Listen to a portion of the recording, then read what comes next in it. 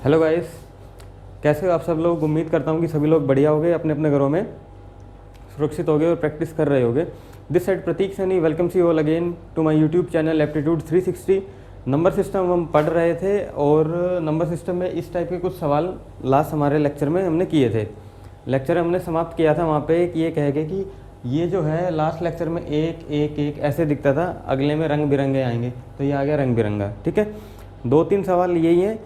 उसके बाद पहले ये करो, उसी के अंदर ये उल्टा पलटा करके जैसे इसकी वैल्यू यहाँ निकाल के दे दी। ठीक है, ABCD फाइंड सम डिफरेंस जैसे भी कहेगा वो। एंड आज अपनी क्लास में कोई 2 और नए इसी से रिलेटेड या इससे नेक्स्ट 2 नए कॉन्सेप्ट हम पढ़ने जा रहे हैं। ठीक है, काफ़ी इंपॉर्टेंट वो कॉन्सेप्ट हैं, पेपर में सीधे सीधे आते हैं, मज़ा आएगा पढ़ने में। और तब तक के लिए अपना कॉपी पेन उठाओ और हो जाओ स्टार्ट। एंड ये वाली वीडियो थोड़ी सी लेट हो गई थी, उस चीज़ के लिए सॉरी, राइट, कुछ था बिज़ी हो गया था थोड़ा सा, इसलिए पिछली वीडियो में और इस वीडियो में काफ़ी सारा गैप आ गया है। बट एनीवेज गैप जब वीडियो लगातार देखोगे तो गैप कोई होगा ही नहीं। ठीक है, तो अपने क्वेश्चन 1 2 3 सवाल हैं। प्रीवियस वीडियो में अपने 4-5 सवाल कर चुके हैं, कॉन्सेप्ट आपको पता ही है। जिनको नहीं पता हो एक बार उठा के प्रीवियस वीडियो देख लेना। वही है, फटाफट से करो इसको। 4 दूनी 8 और 1 9, 9/2 ऊपर गया 2/9, राइट, ऐसे ही किया था। 9 तिया 27 और 2 29, 29/9 ये आना चाहिए, ऊपर जाएगा 9/29 हो जाएगा। 29 दूनी 58, 58 + 9 58 + 9 कितना हो गया, 58 और 10 68 में से एक गया 67। यहाँ पे बना मेरा 67/29, उल्टा करके लिख दो 29/67। ये मेरा आंसर है, राइट। कोई समस्या ही नहीं इसमें, ये आपका आंसर हो गया। ठीक है, लास्ट क्लास में इतना हमने पढ़ा था, ये उल्टा पलटा कैसे कर रहे हैं हम, काफ़ी डिटेल में समझाया था, छोड़ो अब उसको, राइट। ये है, अब इसी सवाल को कैसे देगा ये नोट कर लिया। इसी सवाल को कैसे देगा, लैंग्वेज चेंज करके ये सब हटा दो, ये दिया हुआ है एज इट इज़, इसको गायब कर दो, इसको गायब कर दो, इसको गायब कर दो।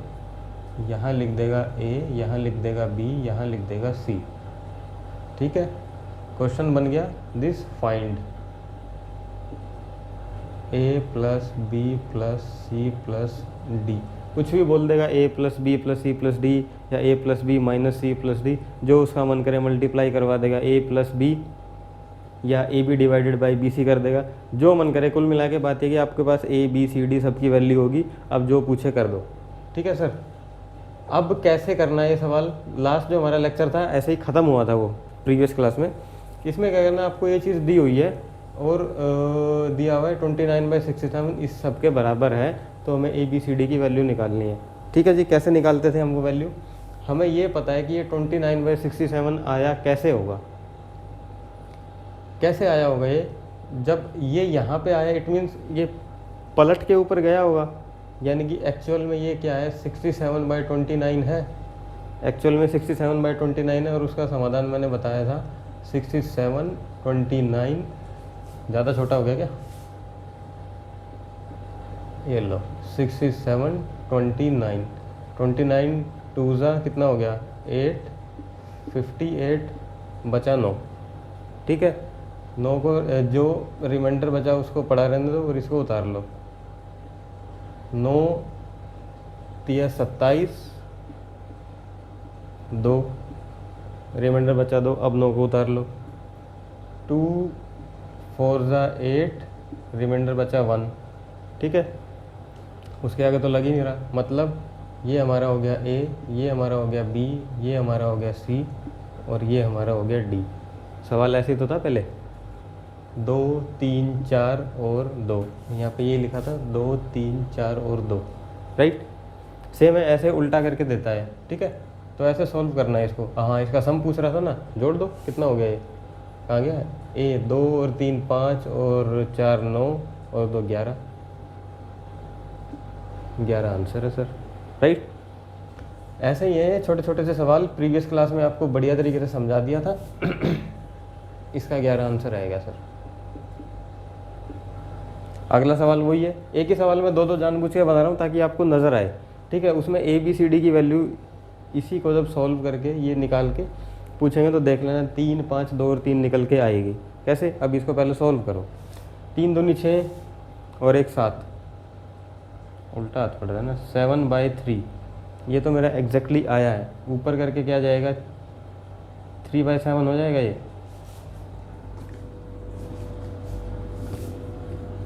3 दूनी 6 और 1 7, 7/3 छोटा लिख दिया, 7/3 पलटा 3/7 हुआ ये। 5 7 35 और 3 38, 38/7 बना, पलट के यहाँ जाएगा 7/38। 38 तिया 8 तिया 24, 3 तिया 9 और 2 11 प्लस 7, 7 और 3 10 और 11 2 1, 121 बाय कितना बन गया 38। ठीक है, उल्टा हो गया, चला जाएगा 38/121। ठीक है, ये मेरा आंसर आ गया 38/121। ठीक है, प्रीवियस क्लास में मैंने बताया था ऐसे पूरा कॉपी पे फैला फैला के कि ये उल्टा पलटा करके कैसे लिखने, सो दैट कि आप कंफ्यूज ना हो। 38/121 आ गया। ठीक है, अब सपोज दैट ये हमको सवाल दे दिया कि सर ये लिखा है 38/121 आया ना, ये दिया है हमको 38/121।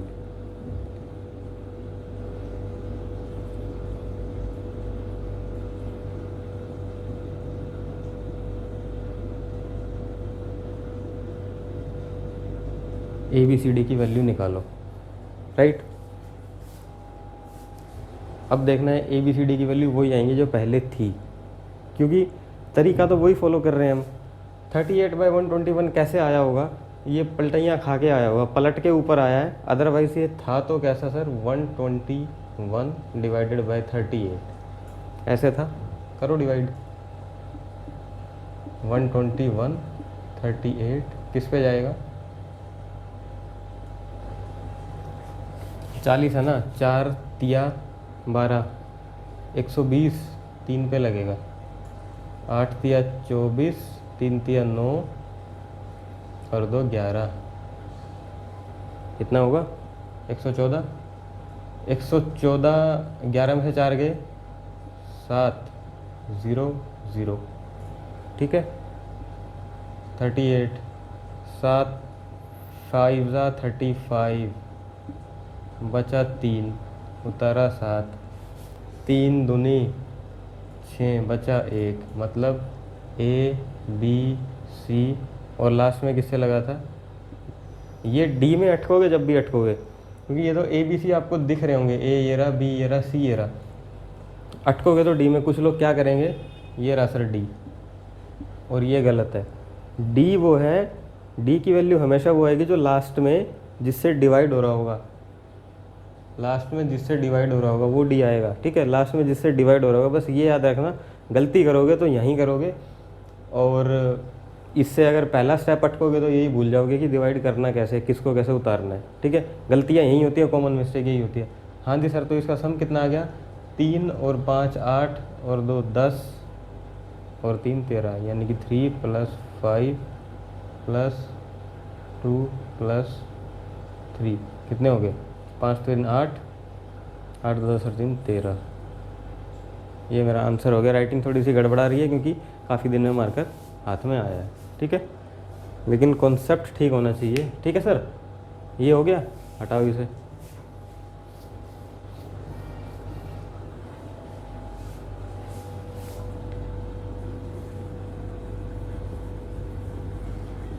अब वो सीधा ही दे दिया है। नेक्स्ट सवाल, इसका आंसर है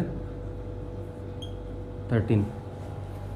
12 डिवाइडेड बाय 17 है। ABCD की वैल्यू हमें निकालनी है। तो निकाल दो। 12 डिवाइडेड बाय 17 है, 12 डिवाइडेड बाय 17 तो होगा नहीं, ये एग्जैक्टली 17 डिवाइडेड बाय 12 होगा, क्योंकि ये पलट के ऊपर गया। ठीक है सर, 17 12 एकम 12 5 12 2 10 2 5 दूनी 4 1 ये हो गया मेरा D, A B C, A B C, 2 2 1 यानी कि 1 2 2 और 2 1 2 + 2 + 2 ए बी सी डी, 2 3 6 और 1 7 answer. As simple as that. ठीक है, 7 आंसर आ गए।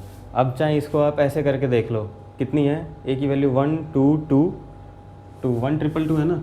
सपोज दैट ये सवाल ऐसे होता है, इसको रिवर्स करा देते हैं।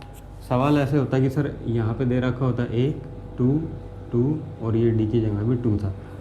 इसको ऐसे ही सॉल्व करो, 12/17 आना चाहिए था। 2 दूनी 4 और 1 5, 5/2 यानी कि 2/5, 5 दूनी 10 और 2 12, 5 दूनी 10, 10 और 2 12/5 यानी कि 5/12, 12 एकम 12 और 5 17, 17/12 का उल्टा 12/17।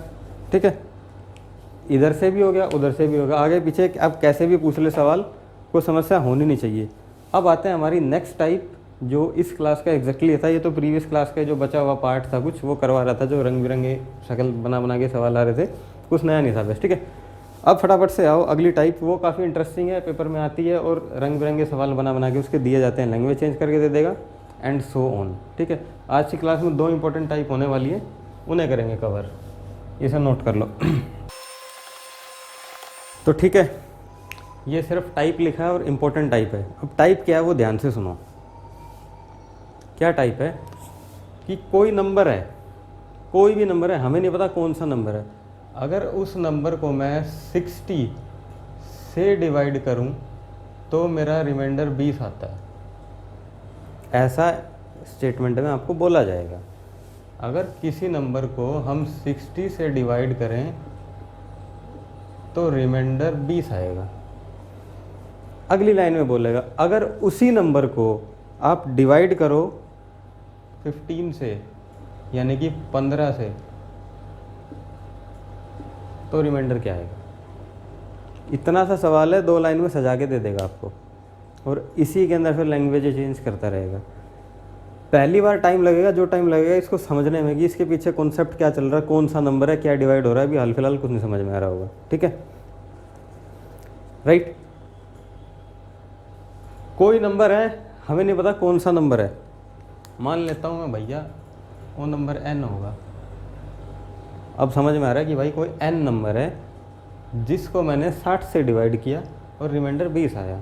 अब उसी n नंबर को, कोई भी है, उसको 15 से डिवाइड अगर मैं कर रहा हूँ तो कितना रिमाइंडर आ रहा है, राइट। पहले इसकी शॉर्ट ट्रिक समझो, अब फिर वो शॉर्ट ट्रिक क्यों बनी उसका डिटेल में एक्सप्लेन करके आपको समझाऊंगा, समझाया जाएगा कि ऐसा हुआ ही क्यों सर। इसका आंसर सर आएगा, मतलब इसमें क्लियर सा एक लॉजिक है, जो भी नंबर है अगर वो 60 से डिवाइड करने पे रिमाइंडर 20 दे रहा है तो सेम नंबर, वही सेम नंबर, यानी कि कोई एक नंबर है उसको 60 से डिवाइड किया, कोई एक नंबर है, सुनना ध्यान से सुनो, उसको 60 से डिवाइड किया, ठीक है, तो रिमाइंडर 20 आया। उसी सेम नंबर को अगर 15 से डिवाइड कर रहे हैं या किसी भी और वैल्यू से डिवाइड कर रहे हैं, ठीक है, तो रिमाइंडर क्या आएगा। सीधा सा लॉजिक है, ये जो नंबर है ना ये हमेशा इससे डिवाइड होता हुआ मिलेगा। देखो 15 चौके 60 आ रहा है, ठीक है। सिर्फ दिमाग में घुसने दो, अभी फालतू का इधर उधर का दिमाग मत लगाओ क्या हो रहा है, बस सुनो। उसके बाद जब इसकी डिटेल पे आओगे अपने आप कहोगे हाँ सर ऐसा हुआ था, ठीक है। ठीक है जी। अब इसका आंसर निकालना कैसे है, कुछ भी नहीं करना इसमें, ये 15 है ना, इसको इससे डिवाइड कर दो, यानी कि ये कर दो, ठीक है। 15 15 बच्चा 5, यही मेरा आंसर है, ख़त्म होगी कहानी।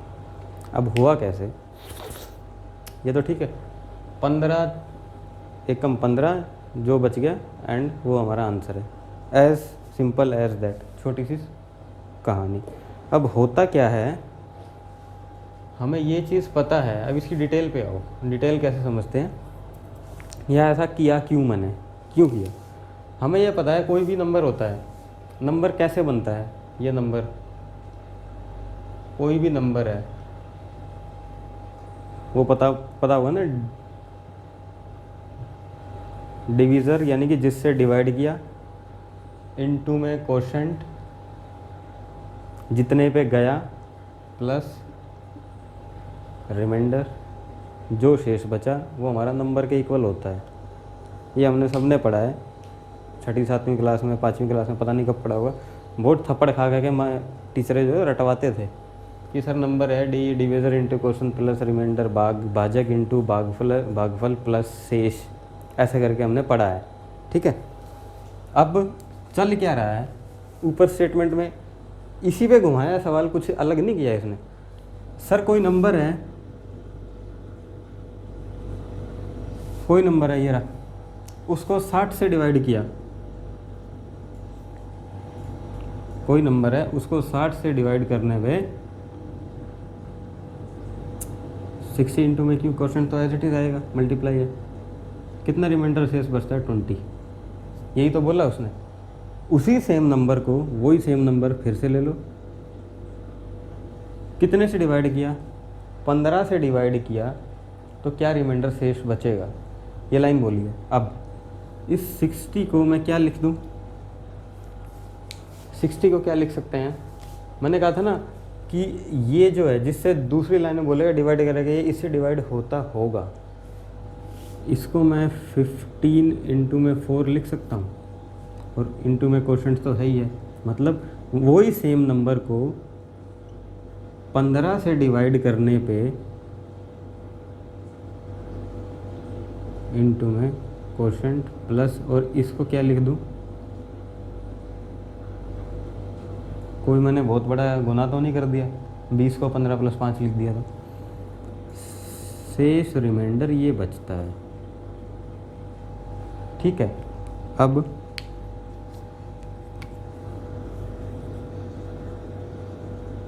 वही नंबर है, अब क्या करो, अब बस आप इसको सॉल्व करो। 15 मेरा कॉमन आया, 4 इंटू में क्वोशंट प्लस 1 एंड प्लस 5, कैसे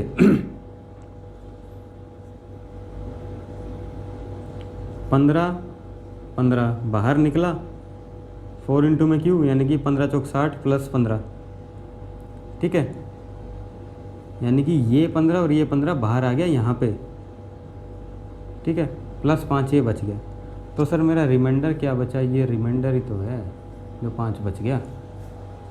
ठीक, तो कोई नंबर है अगर उसको मैं 60 से डिवाइड करने पे 20 रिमाइंडर बच रहा है, तो सेम नंबर को 15 से डिवाइड करने पर कितना रिमाइंडर बचेगा सर, 20 रिमाइंडर बताए, 15 एकम 15 डिवाइड कर दो, और जो बचा रिमाइंडर वही रिमाइंडर बचना है, ख़त्म है। 2-4 सवाल नोट करो फिर समझ में आएगा, उसके पीछे का जो कॉन्सेप्ट है वो यही है। ठीक है, नंबर होता क्या है, नंबर होता क्या है सर, ये पूरा मेरा नंबर है, चाहे मैं ये बोल लूँ और चाहे मैं ये बोल लूँ, बात बराबर है। ठीक है, वही सेम नंबर है को 60 से डिवाइड किया, डिवाइज़र भाजक जिससे डिवाइड किया, 60 से डिवाइड करने पर कितने पे गया हमें ये पता ही नहीं, क्योंकि नंबर नहीं पता तो क्यू की वैल्यू कैसे ही निकाल देंगे हम। इतना पता है कि 20 रिमाइंडर बच गया, बचा दिया 20 रिमाइंडर, ठीक है, फॉर्मूले में सजा दिया, वही सेम नंबर है, हमें पता है 15 चौक 60 कटना ही कटना है, और वो देगा ऐसी जचा के देगा आपको जो वो कटेगा। अगर कटेगा नहीं तो कॉमन कैसे आएगा, कॉमन आएगा ही नहीं तो रिमाइंडर नहीं बचना, फिर रिमाइंडर में गड़बड़ होगी जाके। ठीक है, तो वो इसलिए जानबूझ के ऐसा नंबर ही देगा जो ये स्टेप बने, ये इंपॉर्टेंट है। ठीक है, अब नोट करो एक आधा क्वेश्चन फटाफट से। पूरी स्टेटमेंट लिखूं या एक लिख ही देता हूँ, ठीक है, उसके बाद ऐसे करके लिख दिया करूँगा, 2-3 सवाल में ख़त्म हो जाएगा ये कॉन्सेप्ट। और ये क्वेश्चन है पक्का टपकता है, हर एक एग्ज़ाम में आता है सवाल।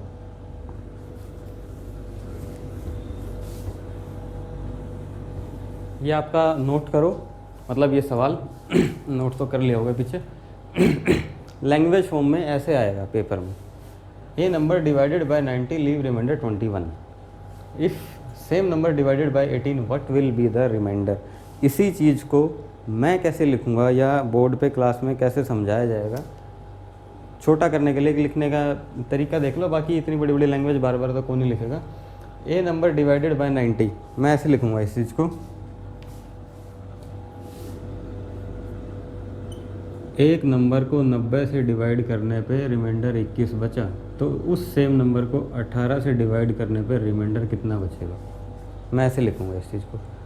ठीक है, 18 पंजे 90 आया ना, वही डिवाइड हो रहा है ना उसी से। तो 18 एकम 18 और 3 21। इसको सीधा 18 से लगाओ, 18, 11 में से 8 गए 3। ये सर हमारा आंसर हो गया, सिंपल। इसी की डिटेल देख लो कैसे हुई। कोई नंबर है, मैंने मान लिया वो नंबर n था, ज़्यादा छोटा हो गया लग रहा है, n था, डिविज़र इनटू में कोशेंट प्लस रिमाइंडर ये होता है। अब कोई नंबर है, उसको कितने से 90 से डिवाइड करने पर कितना रिमाइंडर बचा, 21 रिमाइंडर बचा। उसी सेम नंबर को मैं 18 से डिवाइड कर रहा हूँ, 90 को क्या लिख सकते हैं 18 इंटू में 5, ठीक है, 18 प्लस 3, कितना रिमाइंडर बचेगा, 18 कॉमन आया, 5 क्यू प्लस 1, यही तो बचा रिमाइंडर 3, ठीक है। डिटेल भी शॉर्टकट भी दोनों। अब ट्विस्ट, क्या ट्विस्ट है, अगला टाइप देखो, सब टाइप लिखा है, एस एस मतलब सब टाइप। अगले टाइप में एक लाइन और ऐड कर दिया छोटी सी, a number divided by 84 leave remainder 25। Same to same वही कॉन्सेप्ट है, थोड़ा सा घुमाया भी नहीं, ऐड किया। एक नंबर को 84 से डिवाइड करने पर 25 रिमाइंडर शेष बचता है। The twice of the number, कोई भी नंबर था उसका मैंने अब 2 गुना कर दिया है, उसको अगर मैं 21 से डिवाइड करूं तो रिमाइंडर क्या बचेगा, ठीक है। पहले इसका शॉर्टकट देखो, फिर लॉन्ग कट समझा देंगे। शॉर्टकट में क्या है, ये ट्वाइस वाली लाइन को अभी हाल फिलहाल के लिए देखो ही मत, समझाऊंगा क्यों। एक नंबर को 84 से डिवाइड करने पर मेरा 25 रिमाइंडर बचता है, ये कह रहा है मेरे को, ठीक है। उसी सेम नंबर को 21 से डिवाइड करने पर कितना रिमाइंडर बचेगा, 2184 डिवाइड हो रहा ना इससे, तो वही कहा था कि ये हमेशा डिवाइड होंगे, ठीक है। कितना रिमाइंडर बचेगा, या इसने बोला द ट्वाइस ऑफ द, उस नंबर के 2 गुने को अगर मैं 21 से डिवाइड करूँ तो कितना रिमाइंडर बचेगा। सुनो करो, 21 एकम 21 और बच गया 4, ठीक है। अगर ये लाइन ना लिखता the twice of the number, ये इसकी जगह लिख देता if the number is divided by 21, तो रिमाइंडर क्या है, तो सर हमारा 4 बचता है। क्योंकि इसने ट्वाइस बोल दिया तो चुपके से इसको भी ट्वाइस कर दो, 8 आंसर आ जाएगा। क्यों ट्वाइस क्यों किया, जो इफ़ेक्ट नंबर पे पड़ेगा वो ही सेम टू सेम इफ़ेक्ट आपका रिमाइंडर पे पड़ेगा। प्रूव करके दिखाता हूँ कैसे। कोई नंबर था, उसको 84 से डिवाइड करने पर 85 रिमाइंडर बचा है। उसी same twice of the number, उसी नंबर के 2 गुने को 21 से डिवाइड करने पर कितना रिमाइंडर बचेगा। नॉर्मल वे में 4 रिमाइंडर बच रहा था, जो इफेक्ट नंबर पे पड़ा, नंबर को 2 से मल्टीप्लाई किया तो मैंने रिमाइंडर को भी 2 से मल्टीप्लाई करना पड़ेगा, तो ये 8 मेरा आंसर आ जाता है। अब इसके अंदर एक ट्विस्ट है, और ये क्यों आता है, जो इफेक्ट नंबर पे पड़ेगा वही इफेक्ट रिमाइंडर पे क्यों पड़ेगा, इस वाले एग्जांपल से आप समझो, या उसी को ले लो क्योंकि क्वेश्चन में वही चल रहा है। सेम टू सेम कर दो, यहाँ कर रहा हूँ इसको, ठीक है। कोई मेरा नंबर है, n नंबर है, उस नंबर को मैंने 84 से डिवाइड किया, कुछ क्वेश्चन आया, 1 2 2 ज़ा 3 ज़ा कहीं तो लगा होगा जाके, कितना रिमाइंडर शेष बचा 25, ठीक है। Twice of the number 2n, twice of the number को मैं अगर 21 से डिवाइड कर रहा हूँ तो क्या रिमाइंडर बचेगा, 21 इंटू में 4, 84 होता है, यानी कि 21 इंटू में 4 और इंटू में क्वेश्चन प्लस कितना, ये 21 प्लस 4 ऐसे लिख सकते हैं, ठीक है। अब ये क्योंकि 2 से मल्टीप्लाई किया तो यहाँ भी 2 से मल्टीप्लाई कर दो सारे को, ठीक है। तो ट्वाइस ऑफ द नंबर को अगर मैं 21 से डिवाइड कर रहा हूँ तो कितना रिमाइंडर बचेगा, 21 मेरा आ गया कॉमन, ठीक है। 4q प्लस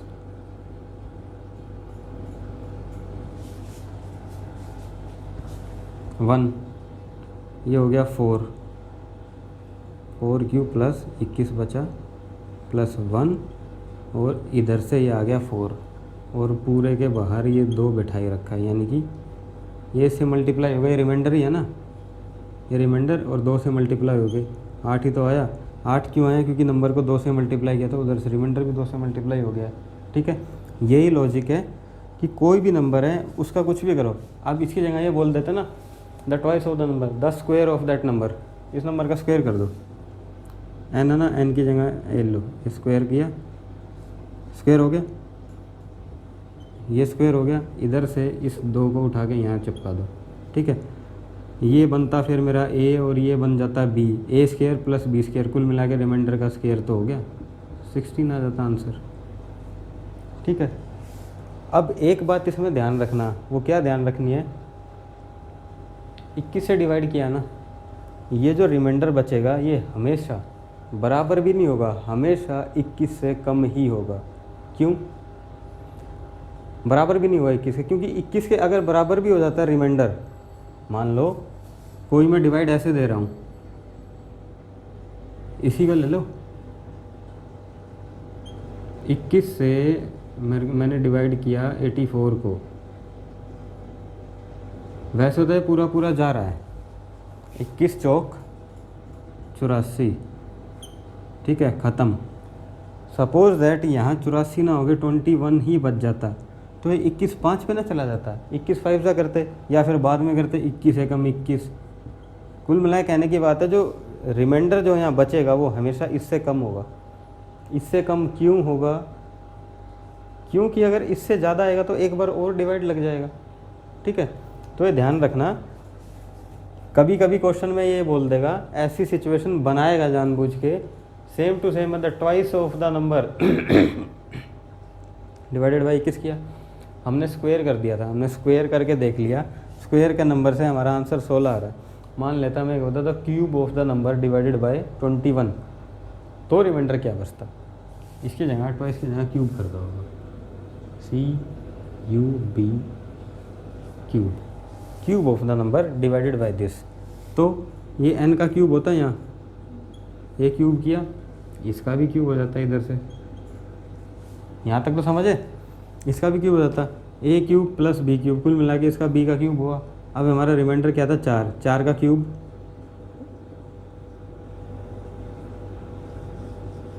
खिचड़ी बन गई, 4 का क्यूब 64, 4 चौक 16, 16 चौक 64। अब हम आंसर 64 नहीं लिखेंगे, पता लगे कि कोई महानुभाव आया और यस सर जो इफेक्ट नंबर पे पढ़ना था वो इफेक्ट रिमाइंडर पे पढ़ा दिया और 64 मेरा आंसर आ गया। 64 क्या है? 21 से बड़ा है, यानी कि ये कितनी बार और जाएगा?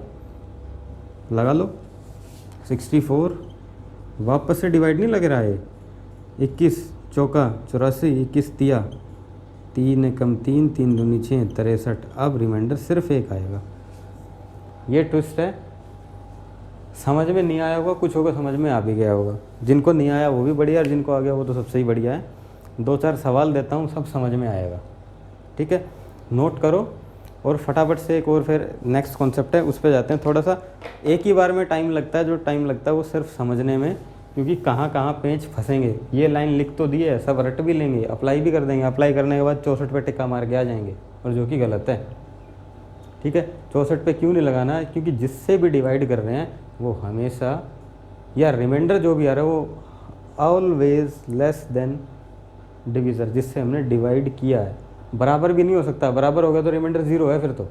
ठीक है, ये ध्यान रखना थोड़ा सा इसमें। अब फटाफट से इसको नोट करो, कुछ ना समझ में आया तो कमेंट कर देना, बाद में फिर से समझा देंगे इसी सेम चीज़ को। 2-4 सवाल लें एंड आगे बढ़ते हैं। इम्पोर्टेंट टाइम पे ये ध्यान रखना।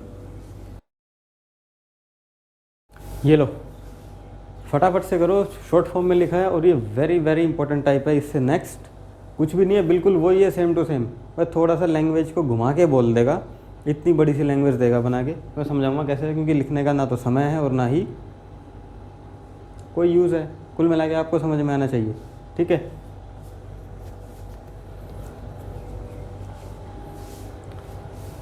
कोई नंबर है उसको 65 से डिवाइड करने पर 6 रिमाइंडर बचता है, ठीक है। कोई नंबर है ना उसको 65 से डिवाइड करने पर 6 रिमाइंडर बचता है।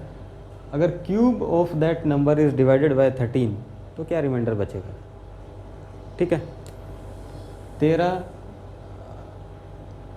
6 रिमाइंडर बचता है।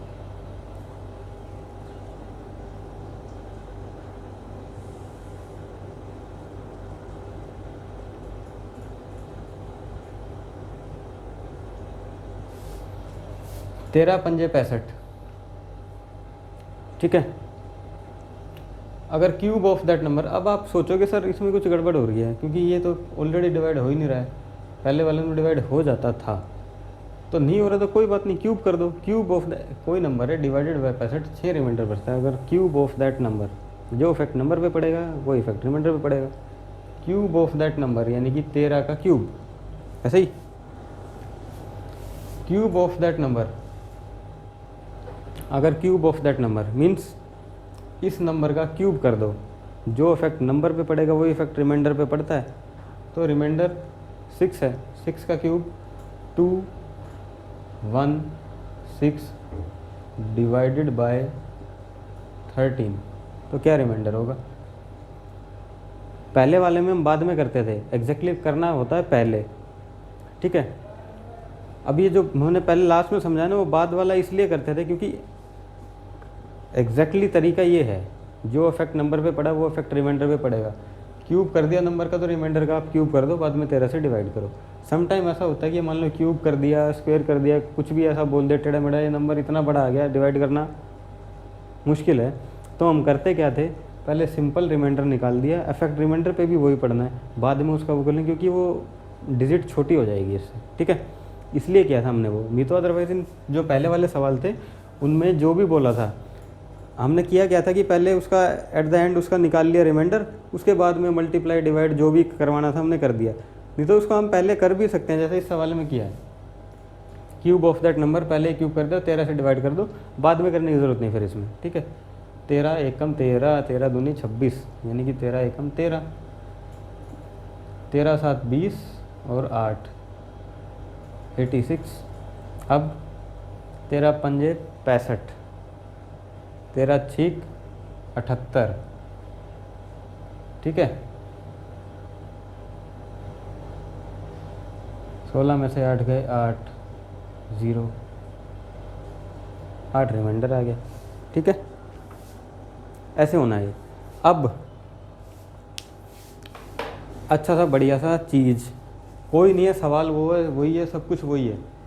बोलेगा क्या, लैंग्वेज चेंज करके, कोई नंबर n है, हम पहले एज्यूम करते थे, अब ये खुद ही कह देगा कि वो नंबर n है।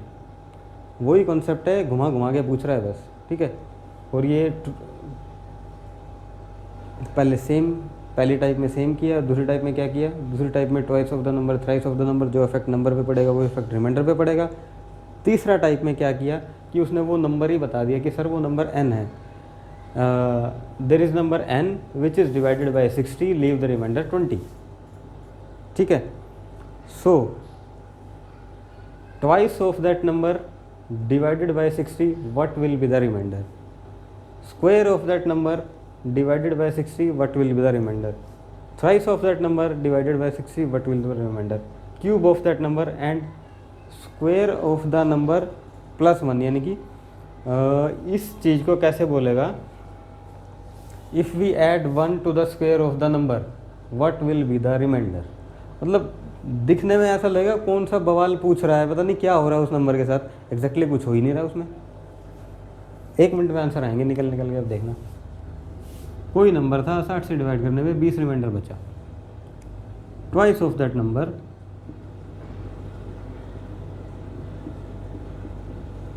क्वेश्चन अब पूरा हुआ है, अलग अलग देगा। कोई नंबर था, 60 से डिवाइड करने पर 20 रिमाइंडर बचा, अब twice of that number divided by 15, what will be the remainder, यानी कि 15। अब देखो इसको दोनों तरीके करके दिखाऊंगा, जैसे मैंने इसमें समझाया था ना, सर पहले कर सकते हैं या बाद में कर सकते हैं। पहले अपना नॉर्मल तरीका लो जिससे वैल्यू छोटी होती है। 15 चौके 60 जा रहा है, 15 एकम 15, 5 बच रहा है, ठीक है। यानी कि मेरा नेट रिमाइंडर आया है 5। अब क्योंकि नंबर का ट्वाइस किया था तो हम रिमाइंडर का भी ट्वाइस कर देंगे, रिमाइंडर आ गया 10। पहला तरीका। दूसरा तरीका जो अब इधर समझा है हमने, ट्वाइस ऑफ दैट नंबर, ठीक है, नंबर पे जो इफेक्ट पड़ेगा वही इफेक्ट रिमाइंडर पे पड़ेगा। 20 का 2 से मल्टीप्लाई कर दिया, 40 आ गया, ठीक है। अब इसको 15 से डिवाइड कर दो,